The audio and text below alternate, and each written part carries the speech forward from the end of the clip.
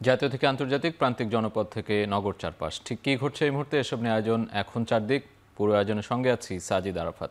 জুলাই সনদে রাজনৈতিক দলগুলোর একমত হওয়া বিষয়গুলো অক্ষরে অক্ষরে পালন করতে প্রতিশ্রুতিবদ্ধ বিএনপি, এমন মন্তব্য করেছেন দলটির স্থায়ী কমিটির সদস্য সালাউদ্দিন আহমেদ। শুক্রবার সকালে শাহবাগে নারী ও শিশু অধিকার ফোরামের নারীর উপর সহিংসতা ও অসম্মানের বিরুদ্ধে আয়োজিত সমাবেশে তিনি আরও বলেন, জুলাই সনদে যে দলগুলো সই করেছে সেগুলো অক্ষরে অক্ষরে পালন করতে বিএনপি প্রতিশ্রুতিবদ্ধ। এর বাইরে নতুন কিছু চাপিয়ে দেয়া হলে জনগণ বিবেচনা করবে। শুধু গণভোটের মাধ্যমে আইন প্রণয়ন করা যাবে না, সংবিধান সংশোধন করাও যাবে না, সবকিছু সংসদের মাধ্যমেই করতে হবে বলেও মন্তব্য করেন সালাউদ্দিন আহমেদ।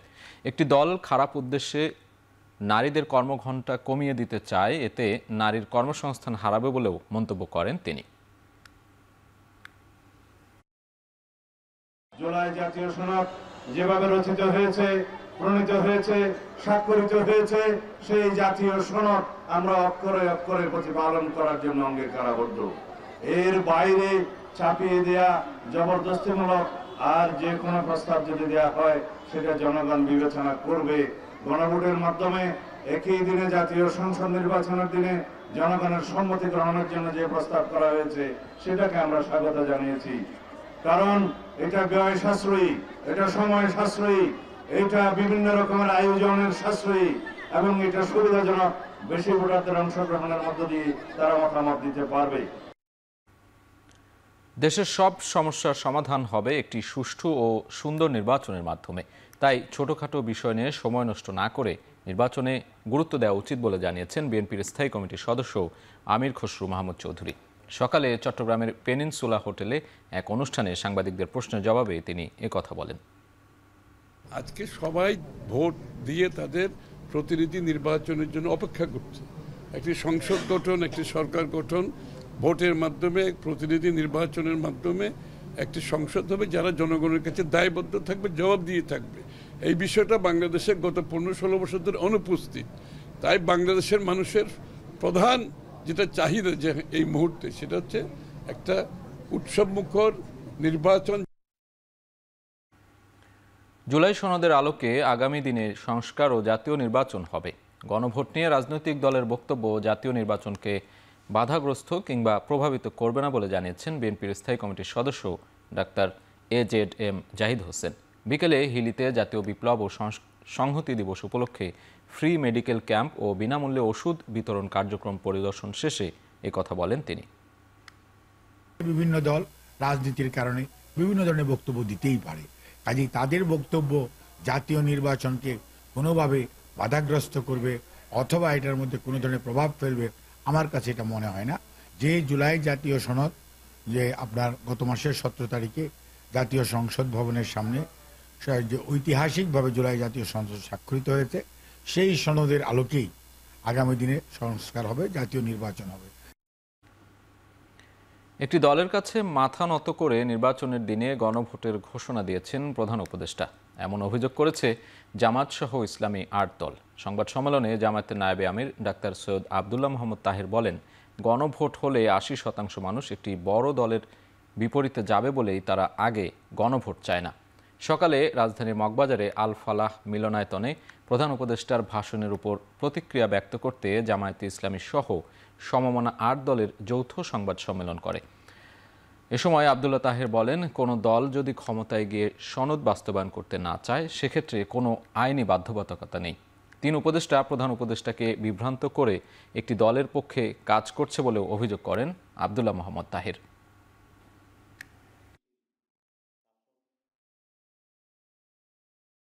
আমরা ভেবেছিলাম যে উনি কোনো অন্যায় চাপে নথি স্বীকার না করে জনগণের স্বার্থে, দেশের স্বার্থে অটল থেকে উনি সংস্কার কমিশনের দেওয়া সুপারিশের ভিত্তিতে সিদ্ধান্ত গ্রহণ করবেন।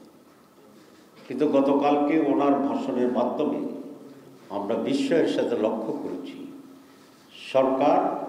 সরকার নিয়োজিত কমিশনের সুপারিশকে গ্রহণ না করে সেখানে যথেষ্ট কাটছাঁট দিয়ে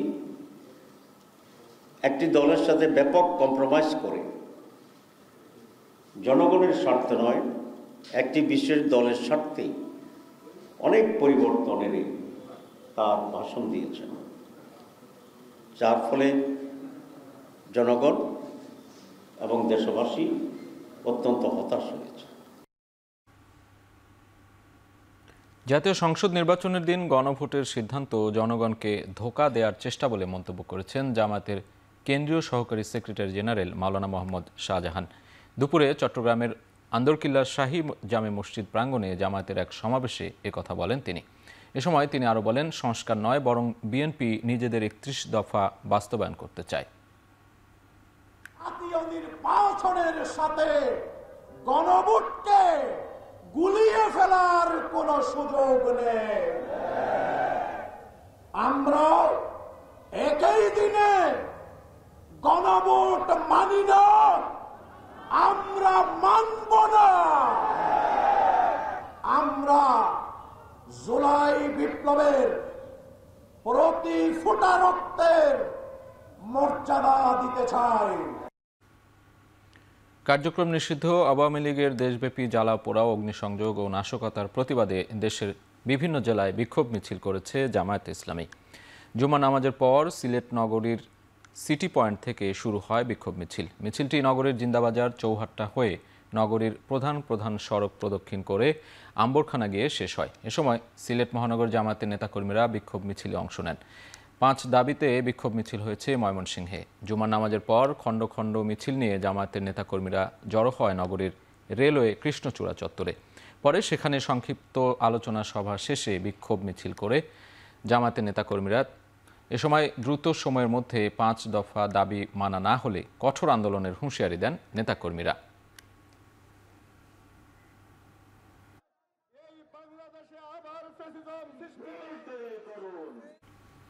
কার্যক্রম নিষিদ্ধ আওয়ামী লীগের দেশব্যাপী জ্বালাও পোড়া, অগ্নিসংযোগ ও নাশকতার প্রতিবাদে নরসিংদীতে জনসভা ও গণমিছিল করছে বিএনপি নেতাকর্মীরা। এ নিয়ে আরও জানাতে নরসিংদীর ইটা খোলা মোড় থেকে যুক্ত হচ্ছেন সহকর্মী রাকিবুল ইসলাম। জি, নরসিংদীতে কিন্তু ইতিমধ্যে এই মাত্র বিক্ষোভ সমাবেশটি গণমিছিলের রূপ নিয়েছে। আপনারা নিশ্চয়ই ঠিক আমার পেছনে দেখতে পাচ্ছেন যে নেতাকর্মীরা হাঁটাচলা করছে, তারা মিছিলের প্রস্তুতি নিচ্ছেন। তার আগে কিন্তু জনসমাবেশ হয়েছে। এই মুহূর্তে আমি যেখানে দাঁড়িয়ে রয়েছি ঢাকা সিলেট মহাসড়কের পাশে নরসিংদীর শিবপুরের ইটাখোলা মোড় এলাকার একটি মাঠের পাশে আমি রয়েছি। এখানে কিন্তু আমরা দুপুর থেকেই ছিলাম। দুপুর থেকেই আমরা যেমনটি দেখেছি যে দলে দলে কিন্তু নেতাকর্মীরা মিছিল নিয়ে ধানের শীষের স্লোগান নিয়ে তারা হাজির হয়েছেন। বেলা যত সন্ধ্যার দিকে, বিকেল পার হয়ে সন্ধ্যার দিকে গড়িয়েছে, ততই কিন্তু জনগণের, সাধারণ মানুষের উচ্ছ্বাস, বাড়তি উচ্ছ্বাস আমরা দেখতে পেয়েছি। ভিড়, জনসমাগম আমরা বাড়তে দেখেছি। এই মাত্র সভাটি শেষ হয়েছে এবং এই জনসভাটি মিছিলের রূপ নিয়েছে এবং এখান থেকে মিছিল নিয়ে ইটাখোলা মোড়ে গিয়ে এটি শেষ হবে। পার্শ্ববর্তী যেহেতু ঢাকা সিলেট মহাসড়ক রয়েছে, মহাসড়ক ধরে মিছিলটি এগিয়ে যাবেন শিবপুরের ইটাখোলা মোড়ের দিকে। সেখানে গিয়ে এই গণমিছিলটি শেষ হবে।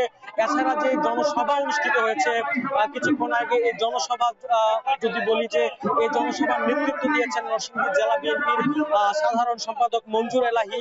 তিনি যেমনটি বলছিলেন, তিনি বিগত ফ্যাসিস্ট সরকারের সমালোচনা করেছেন, আমরা এমনটাই দেখেছি, এবং শেখ হাসিনার শাস্তি চেয়েছেন এবং আওয়ামী নাশকতার বিরুদ্ধে প্রতিবাদ জানিয়েছেন। এখানকার জনসভায় অংশগ্রহণকারী যেসব নেতাকর্মী রয়েছেন, সাধারণ মানুষ রয়েছেন, তাদের সাথে আমি কথা বলেছি আলাদা আলাদা করে। তারা সকলেই যেমনটি জানিয়েছেন এবং তারা দাবি করছিলেন যে বিগত 17 বছর যে ভোট থেকে তারা দূরে রয়েছেন বা দূরে থাকতে হয়েছে কিংবা বঞ্চিত হয়েছেন, সেই ভোটের অধিকার তারা আবার ফিরে পেতে চাচ্ছেন। আপনারা নিশ্চয়ই দেখতে পাচ্ছেন আমার পাশেও নেতাকর্মীরা রয়েছে এবং বিপুল উৎসাহ উদ্দীপনার মধ্যে তারা রয়েছেন এবং তারা প্রত্যাশা করছেন অচিরেই একটি অবাধ, সুষ্ঠু এবং শান্তিপূর্ণ নির্বাচন তারা বাংলাদেশে দেখবেন। এবং এই যে জনসভা এবং জনসভায় যে স্থানীয় নেতাকর্মী যারা রয়েছেন, তারা যে বক্তব্য দিয়েছেন, নরসিংদী জেলা বিএনপি নেতাকর্মীরা ছিলেন, শিবপুর উপজেলা বিএনপি নেতাকর্মীরা ছিলেন, এছাড়া শিবপুর পৌরসভা বিএনপি নেতাকর্মীরা ছিলেন, সকলের সমন্বয়ে সকলে একই মঞ্চে উঠে আজকে যে জনসভা করেছেন এবং এই জনসভার মাধ্যমে তারা জানান দিতে চেয়েছেন নরসিংদীতে বিএনপি ঐক্যবদ্ধ, শিবপুরে বিএনপি ঐক্যবদ্ধ এবং আগামীতে নতুন বাংলাদেশ গড়ার দৃঢ় প্রত্যয় তারা ব্যক্ত করেছেন এবং তারা বলছিলেন আগামীর বাংলাদেশ হবে সাম্যের বাংলাদেশ, আগামী বাংলাদেশ হবে সৌন্দর্যের বাংলাদেশ এবং আগামীর বাংলাদেশ হবে সকল শ্রেণী পেশার মানুষের সমান অধিকারের বাংলাদেশ। বারবার ভোটের সমালোচনা আসছিল যেহেতু সামনে নির্বাচন। এছাড়া আজকে কিন্তু পুরুষদের পাশাপাশি মহিলাদেরও আমরা ব্যাপক উপস্থিতি কিন্তু আজকের এই জনসভায় আমরা দেখতে পেয়েছি এবং জনসভাটি ইতিমধ্যে গণমিছিলের রূপ নিয়েছে। মিছিলটি এই জনসভা প্রাঙ্গণ থেকে শুরু হয়ে এটি ঢাকা সিলেট মহাসড়কের ইটাখলা মোড়ে গিয়ে শেষ হওয়ার কথা রয়েছে। এই ছিল নরসিংদী থেকে আমার কাছে এই মুহূর্তের সবশেষ। নরসিংদী থেকে সহকর্মী রাকিবুল ইসলাম সরাসরি যুক্ত ছিলেন। এদিকে জাতীয় নির্বাচনের আগে গণভোট আয়োজন সহ 5 দাবিতে বরিশালে বিক্ষোভ মিছিল করছে জামায়াতে ইসলামী ও ইসলামী আন্দোলন বাংলাদেশ। বরিশালের সদর রোড থেকে সরাসরি যুক্ত হচ্ছেন সহকর্মী অমিত হাসান। অমিত, বিক্ষোভ মিছিলে আর কি দাবি তুলেছেন নেতাকর্মীরা, কি অবস্থা সেখানে জানাবেন?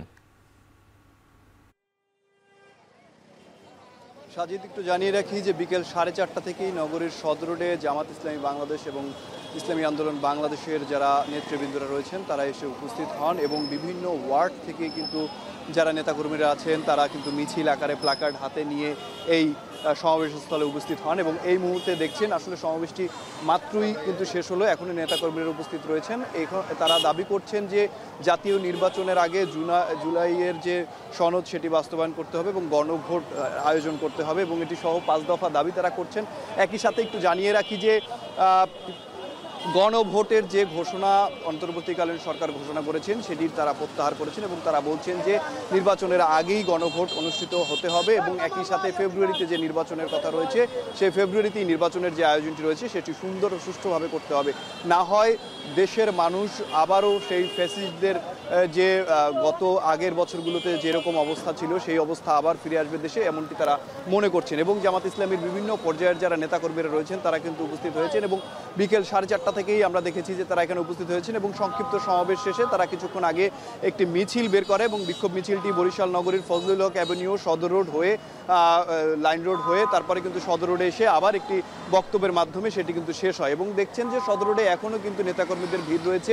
এবং আরেকটু জানিয়ে রাখি যে ইসলামী আন্দোলন বাংলাদেশের যারা নেতাকর্মীরা রয়েছেন তারাও কিন্তু 4:30টার সময় একটি বিক্ষোভ সমাবেশ এবং মিছিল করেছে, সেখানেও তারা একই দাবি জানিয়েছে যে গণভোট জাতীয় নির্বাচনের আগে গণভোট হতে হবে এবং আয়োজন সহ যে 5 দফা দাবি তারা করে আসছিলেন, বিশেষ করে জাতীয় সনদ জুলাই সনদ বাস্তবায়ন সেটি কিন্তু দ্রুত সময়ের মধ্যে করার দাবি জানিয়েছেন এবং যে অন্তর্বর্তীকালীন যে ঘোষণা দিয়েছেন গতকালকে সেই ঘোষণার তারা কিন্তু প্রতিবাদ করেছেন এবং তারা প্রত্যাহার করেছেন বলেও বক্তব্য রেখেছেন। এবং এই যে বিক্ষোভ সমাবেশ এবং বিক্ষোভ মিছিলে জামাত ইসলামী এবং ইসলামী আন্দোলন বাংলাদেশের যারা ঊর্ধ্বতন নেতাকর্মীরা রয়েছেন তারা কিন্তু উপস্থিত হয়েছেন এবং বক্তব্য রেখেছেন এবং কিছুক্ষণ আগেই সেই সমাবেশটি শেষ হয়েছে এবং তারা বলছেন যে আগামীতে আরও কঠোর কর্মসূচির হুঁশিয়ারিও তারা কিন্তু এই বিক্ষোভ সমাবেশ থেকে তুলে ধরেছেন। তো বরিশাল থেকে এই ছিল আমার কাছে সবশেষ। সাজিদ, বরিশাল থেকে সরাসরি যুক্ত ছিলেন সহকর্মী অমিত হাসান।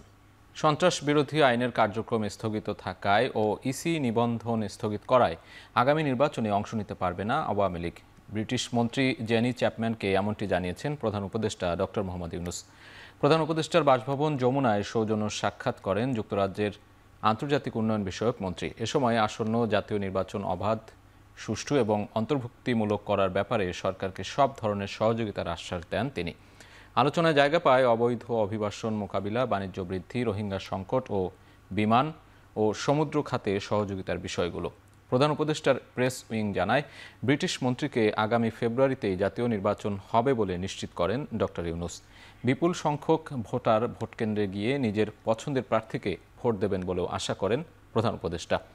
বৈঠকে জুলাই সনদ নিয়ে জাতীয় ঐক্যমত্য কমিশন এবং রাজনৈতিক দলগুলোর সংলাপের প্রশংসা করেন জেনি চ্যাপম্যান।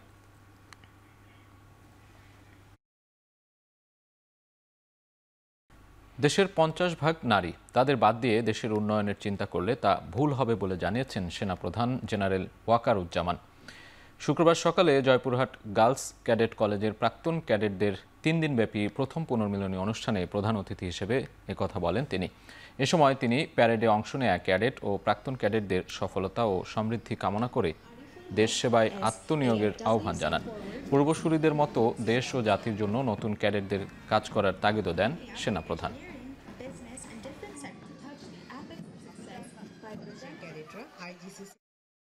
দেশে যদি 50% যদি নারী হয় আর তাদের ছাড়া যদি আমরা চিন্তা করি দেশ এবং জাতি উন্নয়নের শিখরে উঠে যাবে, তাহলে সেটা একটা ভুল হবে।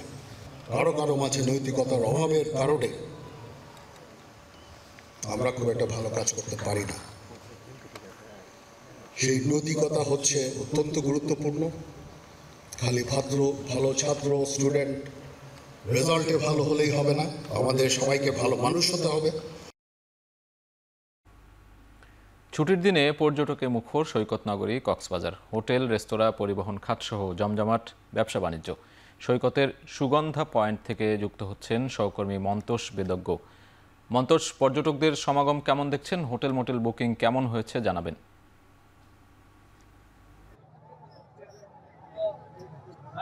এই মুহূর্তে বেশ চমৎকার একটি পরিবেশ কক্সবাজারে বিরাজ করছে। খুব একটা গরম নেই, আবার খুব একটা শীতও আসলে পড়েনি, এবং এরকম একটি পরিস্থিতিতে কিছুক্ষণ আগে সূর্য এবং সূর্য রক্তিম আভা ছড়িয়ে সমুদ্রের বুকে অস্তমিত হচ্ছিল।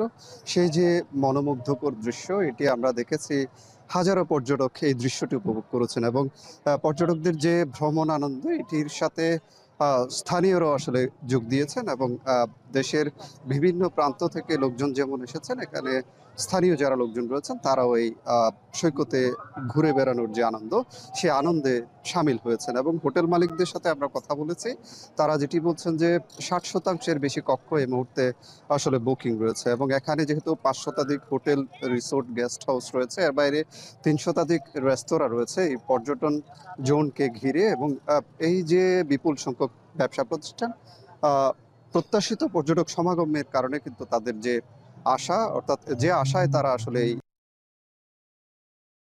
যে আশা তাদের পূরণ হচ্ছে, এবং ছুটির উপচে পড়া ভিড় যে তারা পাচ্ছেন, এবং তাদের যে প্রত্যাশিত পর্যটক সমাগম, এটির কারণে তাদের মাঝে আনন্দ স্বস্তি যেমন আছে, তেমনি এখানে যারা ক্ষুদ্র ব্যবসায়ী রয়েছেন সৈকত কেন্দ্রিক, কিংবা এখানে ছোটখাটো যেসব ব্যবসা প্রতিষ্ঠান রয়েছে যেগুলো পর্যটন নির্ভর ব্যবসার সাথে জড়িত, এখানে শুটকি ব্যবসার কথা যদি বলি, এখানে মিয়ানমারের থেকে আনা বিভিন্ন পণ্যের বেশ বিপণী বিতান রয়েছে। এইসব দোকানগুলোতে কিন্তু মানুষের উপস্থিতি বেড়েছে, এবং সব মিলে এখানকার যে ব্যবসা বাণিজ্য সেটি কিন্তু পুরোপুরি চাঙ্গা রয়েছে বলা যায়। যেহেতু নভেম্বরের শুরু থেকে আসলে কক্সবাজার কেন্দ্রিক যে পর্যটন মৌসুম সেটি শুরু হয়েছে পুরোদমে, এবং আগামী কক্সবাজারে থাকবে সেই আশা কিন্তু এখানে ব্যবসায়ীরা করছেন। সৈকত ছাড়াও অন্যান্য যেসব দর্শনীয় স্থান রয়েছে, বিশেষ করে এখানে কক্সবাজার টেকনাফ মেরিন ড্রাইভের যে দর্শনীয় স্থানগুলো, ইনানি, হিমছড়ি, পাতুয়ার টেক, কিংবা টেকনাফের 0 পয়েন্ট পর্যন্ত, এই পয়েন্টগুলোতে কিন্তু পর্যটকদের আনাগোনা বেড়েছে। এর বাইরে কক্সবাজার শহরের যে বৌদ্ধবিহার, কিংবা পার্শ্ববর্তী রামু উপজেলার যে বৌদ্ধবিহার, সেই বিহারেও কিন্তু মানুষের আনাগোনা বেড়েছে। এর বাইরে কক্সবাজারের পার্শ্ববর্তী যে কক্সবাজারের যে দ্বীপ উপজেলা মহেশখালী রয়েছে, সেখানে ঐতিহাসিক আদিনাথ মন্দির দেখতেও কিন্তু অনেকে ভিড় করছেন। সব মিলে পর্যটকদের যে আনাগোনা সেটি বাড়ার কারণে এখানকার ব্যবসায়ীদের মাঝে স্বস্তি রয়েছে, এবং এই যে পর্যটক সমাগম, এটিকে কেন্দ্র করে কোনো অপ্রীতিকর ঘটনা যাতে না ঘটে, এটির জন্য এখানে ট্যুরিস্ট পুলিশ এবং জেলা প্রশাসনের নির্বাহী ম্যাজিস্ট্রেটও তৎপর রয়েছেন বলে আমাদেরকে জানিয়েছেন। এই ছিল কক্সবাজার সৈকত থেকে আমার কাছে সবশেষ। কক্সবাজারের পর্যটনের সবশেষ খবর জানাচ্ছিলেন সহকর্মী মন্তোষ বেদজ্ঞ। কার্যক্রম নিষিদ্ধ আওয়ামী লীগের নেতাকর্মীরা বিদেশে বসে দেশে অস্থিরতা তৈরির চেষ্টা করছে, তার দায় রাজনীতিবিদদের নিতে হবে বলে মন্তব্য করেছেন ঢাকা 6 আসন বিএনপির মনোনীত প্রার্থী ইশরাক হোসেন। বিকেলে পুরান ঢাকার গোপীবাগ থেকে নির্বাচনী গণমিছিলে অংশ নিয়ে ইশরাক অভিযোগ করেন, রাজনীতিবিদদের নিজেদের বিভাজনের সুযোগ নিচ্ছে ফ্যাসিস্ট ও তাদের দোসররা। বিএনপি ক্ষমতার জন্য নয়, জিয়াউর রহমানের আদর্শের জন্য, জনগণের জন্য লড়াই করে উল্লেখ করে বলেন, আগামী নির্বাচনে জনগণই ঠিক করবে কারা ক্ষমতায় আসবে। এ সময় জনগণের কাছে দেয়া প্রতিশ্রুতি ক্ষমতায় গেলে অবশ্যই পূরণ করা হবে বলেও জানান তিনি। পরে গণমিছিলটি ইত্তেফাক মোড় দয়াগঞ্জ চৌরাস্তা জনসন রোড হয়ে জয়কালী মন্দির গিয়ে শেষ হয়।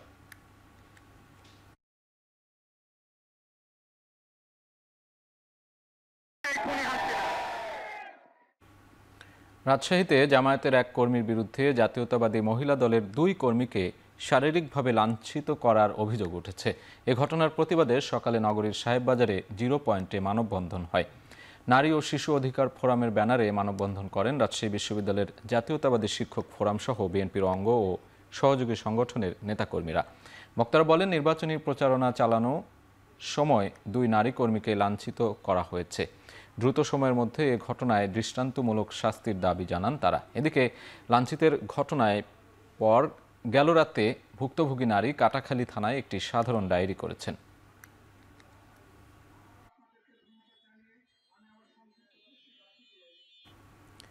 ঝিনাইদহের মানসিক প্রতিবন্ধী নাজনীনের পরিবারের পাশে দাঁড়িয়েছে আমরা বিএনপি পরিবার। বিএনপির ভারপ্রাপ্ত চেয়ারম্যান তারেক রহমানের নির্দেশে সকালে শৈলকুপা উপজেলার আনন্দনগর গ্রামে যান নেতাকর্মীরা।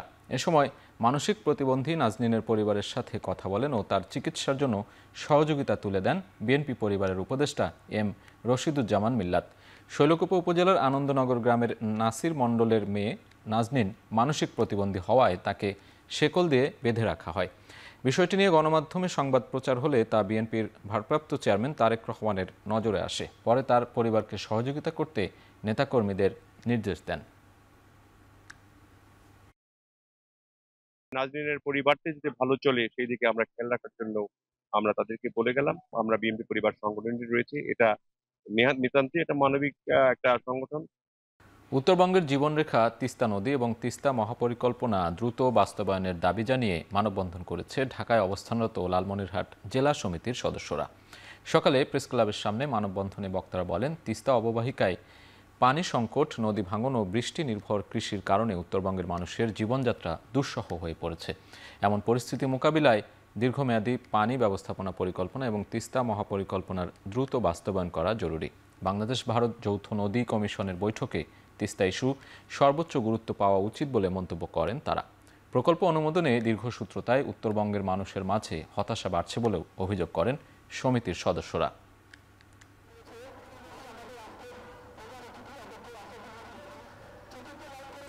সরকারি প্রাথমিক বিদ্যালয়ে সঙ্গীত ও শরীর চর্চা শিক্ষক নিয়োগ বাতিলের প্রতিবাদে নাটোরে গানে গানে এক ব্যতিক্রম মানববন্ধন কর্মসূচি পালন করেছে সাংস্কৃতিক কর্মীরা।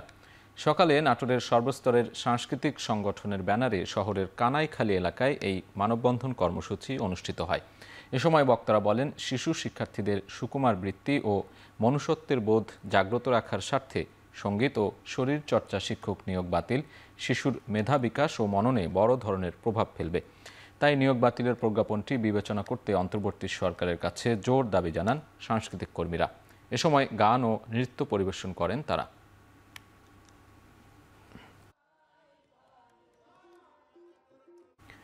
বাজারে শীতের আগাম সবজি আমদানি থাকলেও তা ধরাছোঁয়ার বাইরে। সপ্তাহ ব্যবধানে দাম বেড়েছে 20 থেকে 40 টাকা পর্যন্ত। আমিষের বাজারেও লেগেছে দামের হাওয়া। মুরগি মাছের সঙ্গে বেড়েছে ডিমের দামও। রাজধানীর বিভিন্ন বাজার ঘুরে দেখা গেছে পেঁয়াজ 120 টাকা, কাঁচামরিচ 150 টাকা, শিম 120, টমেটো গাজর বিক্রি হচ্ছে 150 টাকা কেজিতে। ফুলকপি ও বাঁধাকপি প্রতি পিস 50 টাকা। করলা ছাড়িয়েছে শতকের ঘর। এছাড়া আলু ও পেঁপে 30 টাকায় পাওয়া গেলেও অন্যান্য সকল সবজির দাম 60 থেকে 100 টাকার ওপরে। প্রোটিনের ক্ষেত্রেও একই চিত্র। ব্রয়লার মুরগি 190 এবং সোনালি মিলছে না 300 টাকার নিচে।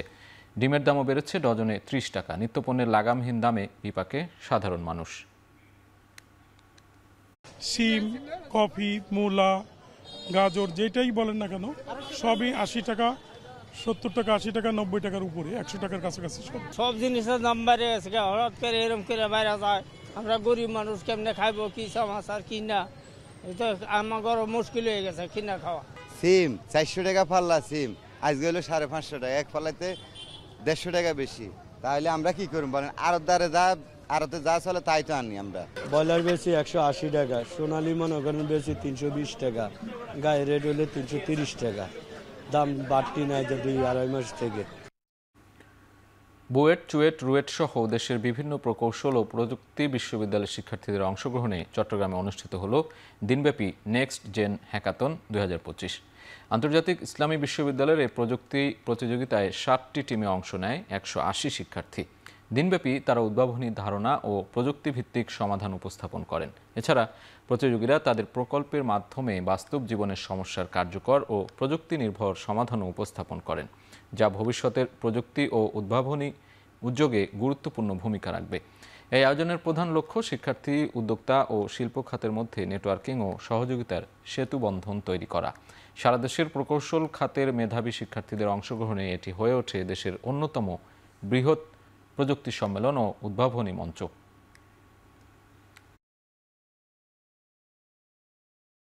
এবার আন্তর্জাতিক প্রসঙ্গ। ভারতের বিহার বিধানসভা নির্বাচনে নিরঙ্কুশ জয় পেয়েছে ন্যাশনাল ডেমোক্রেটিক অ্যালায়েন্স এনডিএ। টানা পঞ্চমবারের মতো রাজ্যটির মুখ্যমন্ত্রী হতে যাচ্ছেন জোটের অন্যতম শরিক দল জনতা পার্টির প্রধান নীতিশ কুমার। এর মধ্যে 243 আসনের মধ্যে বিজেপি নেতৃত্বাধীন এনডিএ জোট পেয়েছে 208 আসন, যেখানে সরকার গঠনে দরকার 122 আসন। ভরাডুবি হয়েছে নিকটতম প্রতিদ্বন্দ্বী তেজস্বী যাদবের জোট মহাগঠবন্ধনের। এরই জোটের দখলে 28টি আসন। বুথ ফেরত জরিপেও ছিল একই আভাস। গেল 6 নভেম্বর প্রথম দফায় বিহারের 18টি জেলার 121টি বিধানসভা কেন্দ্রে প্রথম দফায় ভোট পড়ে 65%। নির্বাচন কমিশনের প্রাথমিক হিসেবে মঙ্গলবার দ্বিতীয় দফায় 20টি জেলার 122টি বিধানসভা আসনে ভোটের হার ঠেকেছে 67%। বিহারের বিধানসভা ভোটের ইতিহাসে যা রেকর্ড।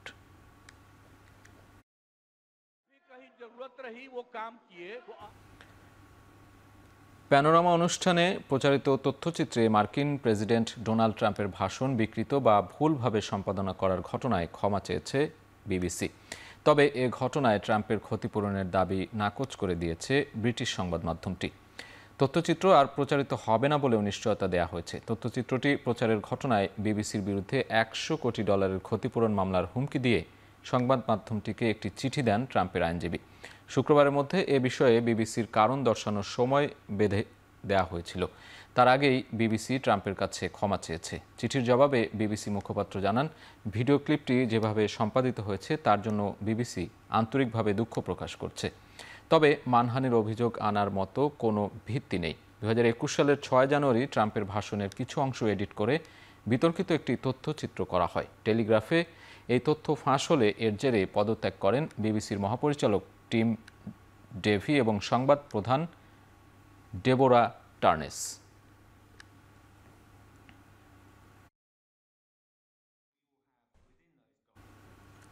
আমাজন ধ্বংস করে জ্বালানি তেল উত্তোলন বন্ধ এবং দূষণকারী ধনী দেশগুলোকে জবাবদিহির আওতায় আনার দাবিতে বিক্ষোভ করেছেন পরিবেশ কর্মীরা। ব্রাজিলের বেলেমে অনুষ্ঠিত জলবায়ু সম্মেলন প্রাঙ্গণে বিভিন্ন প্ল্যাকার্ড ও ব্যানার হাতে বিক্ষোভ করেন তারা। এ সময় ব্রাজিলের আদিবাসীরা তুলে ধরেন কিভাবে তেল ও গ্যাস অনুসন্ধানের নামে আমাজন বনের সম্প্রদায় এবং নদী তীরবর্তী বাসিন্দাদের ক্ষতি করছে। তারা তেল বিরোধী বিক্ষোভ অব্যাহত রাখার ঘোষণা দেন। একই সঙ্গে তরুণ প্রজন্মের একটি দল বিমান চলাচলের বায়ু দূষণ ও জ্বালানি নির্গমনের ওপর বিধি নিষেধ আরোপের দাবিতে বিক্ষোভ করেন। এ সময় তারা বিলাসবহুল ফ্লাইটে করে সম্মেলনে আসা কর্মকর্তাদের তীব্র সমালোচনা করেন। প্রাইভেট জেট সহ বিলাসবহুল ফ্লাইটের জন্য অতিরিক্ত কর আরোপের দাবি জানায় পরিবেশ কর্মীরা।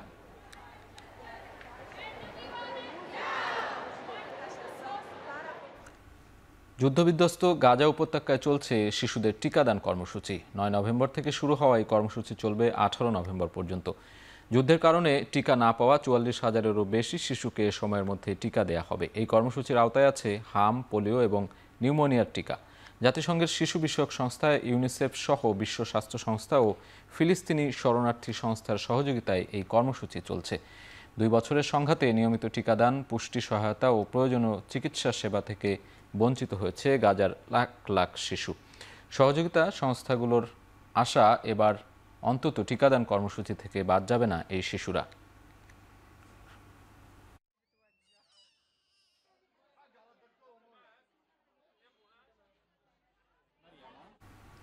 রাশিয়া ইউক্রেনের হামলা পাল্টা হামলার মাত্রা চরম পর্যায়ে পৌঁছেছে। শুক্রবার ভোর থেকে কিয়েভে রুশ বিমান বাহিনী ভয়াবহ হামলা চালিয়েছে। এতে এখন পর্যন্ত অন্তত 4 জন নিহত এবং 24 জনেরও বেশি আহত হয়েছেন বলে জানিয়েছেন দেশটির প্রেসিডেন্ট ভলোদিমির জেলেনস্কি।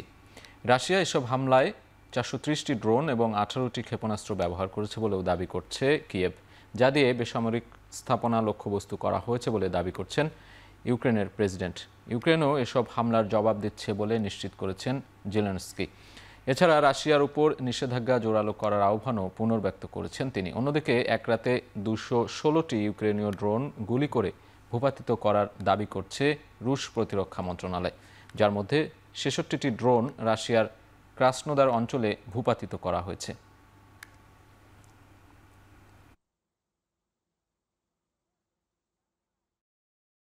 ফিফা বিশ্বকাপের ইউরোপ অঞ্চলের বাছাইয়ে আজ গুরুত্বপূর্ণ ম্যাচে মাঠে নামবে জার্মানি, পোল্যান্ড ও নেদারল্যান্ডস। মূল পর্বে জায়গা নিশ্চিতের লড়াইয়ে 3 দলকেই জয় পেতে হবে। এ গ্রুপের ম্যাচে লুক্সেমবার্গের বিপক্ষে খেলবে জার্মানি। 4 ম্যাচে জার্মানদের সংগ্রহ 9 পয়েন্ট। গ্রুপের অপর দল স্লোভাকিয়ারও সমান পয়েন্ট থাকায় নাগেলসম্যানের দলের জন্য জয় পাওয়া গুরুত্বপূর্ণ। পয়েন্ট খোয়ালেই বিশ্বকাপ স্বপ্নে আসতে পারে বড় ধাক্কা। অন্যদিকে জি গ্রুপের ম্যাচে মুখোমুখি হবে নেদারল্যান্ডস ও পোল্যান্ড। 6 ম্যাচে 16 পয়েন্ট ডাচদের। পোলিশদের ঝুলিতে রয়েছে 13 পয়েন্ট। আজ জয় পেলে বিশ্বকাপে নিজেদের স্থান অনেকটাই নিশ্চিত করবে নেদারল্যান্ডস, বিদায় নেবে পোল্যান্ড। অন্যদিকে লেভানডস্কির পোল্যান্ড জয় পেলে 2 দলই টিকে থাকবে মূল পর্বের দৌড়ে। শেরপুরের সীমান্তবর্তী গারো পাহাড়ি এলাকায় অনুষ্ঠিত হয়েছে হাফ ম্যারাথন 2025। সকালে জেলার রানার্স কমিউনিটির উদ্যোগে ঝিনাইগাতি উপজেলার রাংটিয়া উচ্চ বিদ্যালয় মাঠ থেকে এই প্রতিযোগিতা শুরু হয়। বিপুল উৎসাহ উদ্দীপনায় স্থানীয়রা সহ এতে অংশ নেন দেশি বিদেশি প্রায় 800 রানার। একদিন আগেই ঝিনাইগাতির রাংটিয়া উচ্চ বিদ্যালয় মাঠে সারা দেশ থেকে রানার্সরা এসে জড়ো হন। সেখানে 4টি ক্যাটাগরিতে জাতীয় ও স্থানীয় পর্যায়ের প্রতিযোগীরা অংশ নেন। শীতের কুয়াশাচ্ছন্ন সবুজ প্রকৃতি, নির্মল বাতাস ও শান্ত পরিবেশ ঘেরা আঁকাবাঁকা রাস্তায় দৌড়ানোর অভিজ্ঞতায় খুশি রানাররা। প্রতিযোগিতায় শিশু, প্রতিবন্ধী, বেদেপল্লী, তৃতীয় লিঙ্গের মানুষসহ সমাজের পিছিয়ে পড়া মানুষদের অংশগ্রহণ আলাদা নজর কাড়ে।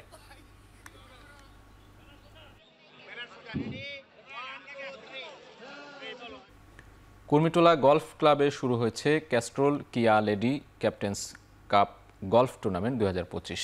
শুক্রবার ছিল দিনব্যাপী এ টুর্নামেন্টের শেষ দিন। টুর্নামেন্টে অংশ নেন প্রায় 675 জন গলফার, যাদের মধ্যে প্রথম দিনে মাঠে নেমেছেন 180 জন গলফার। ক্যাস্ট্রোল এবং কিয়া এর যৌথ পৃষ্ঠপোষকতায় আয়োজিত প্রতিযোগিতা বাংলাদেশের গলফারদের অংশগ্রহণ, অগ্রগতি এবং ঐতিহ্য উদযাপনের ধারাবাহিকতা বহন করছে।